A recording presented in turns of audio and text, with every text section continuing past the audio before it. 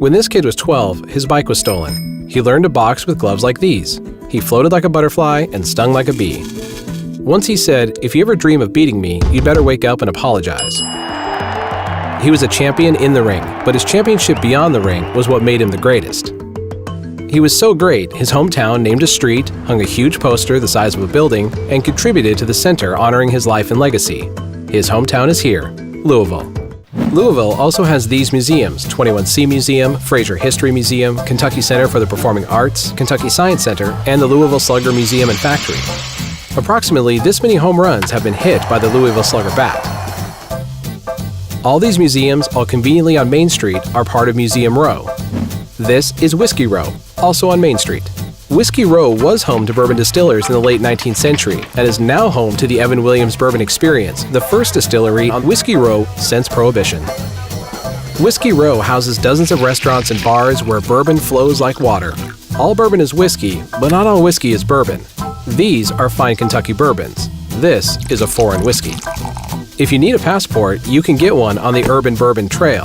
This guy, this girl, that older guy, those people, and this lady drink bourbon. But they don't just drink bourbon in Louisville, they eat it too. We put bourbon in our chocolate, in our grits, and on our steaks. Try pairing that yumminess with some of our local brews too. Beers brewed by guys with beards. Speaking of beards, the James Beard Foundation presents awards to the most talented chefs in the culinary game. All of these Louisville chefs have been in the running for one: Ed Lee, Anthony Lamas, and Kathy Carey.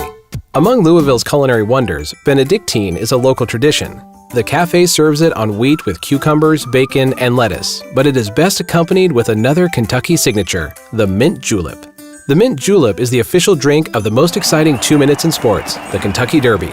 The Kentucky Derby is so popular, they have a museum too.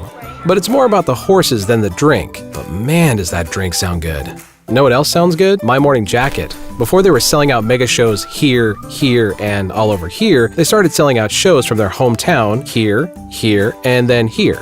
We ain't just bluegrass and bourbon, but there's a festival for that. There's also the Humana Festival of New American Plays, the Kentucky Derby Festival, Abbey Road on the River, Lebowski Fest, and the Forecastle Festival for Music, Art, and Activism.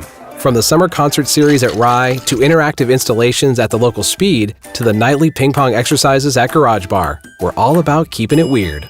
Louisville is within a day's drive of half the nation's population. All you have to do is this. Once you get to the city, these pedals will take you across town to have a drink. Want even more of the great outdoors? These pedals will take you 100 plus miles around the city through Cherokee, Seneca, Iroquois, and Shawnee parks, all designed by Frederick L. Olmsted, the same guy that designed this park.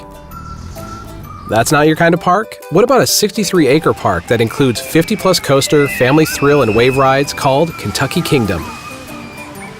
Woohoo! Good ride! High five! That was created here. So was Happy Birthday, the Cheeseburger, and Moonshine University. Louisville has it all in one great place. Home to the greatest and all things that are great. Louisville.